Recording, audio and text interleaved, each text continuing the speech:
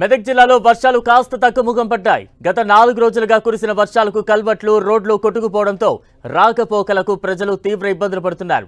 తాత్కాలిక మరమ్మతులు చేస్తూ రోడ్లను పునరుద్ధరిస్తున్నారు అధికారులు.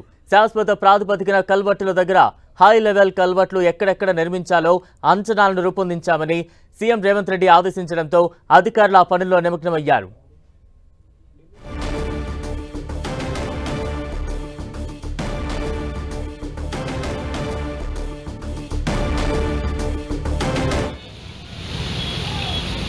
जोड़ पड़ो भाई ना ये बस మెదక్లో వరదల సిచ్యువేషన్ ఏ రకంగా ఉందో అర్థమవుతోంది. హై లెవెల్ కల్వర్ట్ల నిర్మాణం కోసం ఇప్పటికే సీఎం ఆదేశాలు జారీ చేశారు. మరోవైపు హైవేల మీద కూడా వరద ఉధృతి కనిపిస్తోంది. అయితే కొంత తగ్గుముఖం పట్టిన సిచ్యువేషన్ కనిపిస్తోంది. దీంతో వాహనాల రాకపోకలు ఆ వరద నీటిలోనే కొనసాగుతున్నాయి. మరోవైపు వరద ఉధృతి ఏ స్థాయిలో కొనసాగుతోందో ఆ విజువల్స్ చూస్తే అర్థమవుతోంది. గండిపడిన ప్రాంతానికి పెద్ద ఎత్తున వరద నీరు చేరుకుంటున్న దృశ్యాలు చూస్తూ ఉన్నాం. ఇప్పటికే స్థానిక అధికారులు తాత్కాలిక మరమ్మతులకు పనులు స్టార్ట్ చేసిన సిచ్యువేషన్ కనిపిస్తోంది. హై లెవెల్ కల్వర్ట్ల నిర్మాణం కోసం ఇప్పటికే సీఎం పలు ఆదేశాలు కూడా జారీ చేశారు.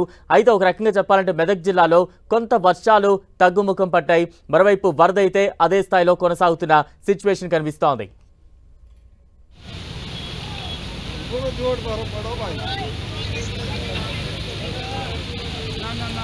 ये बस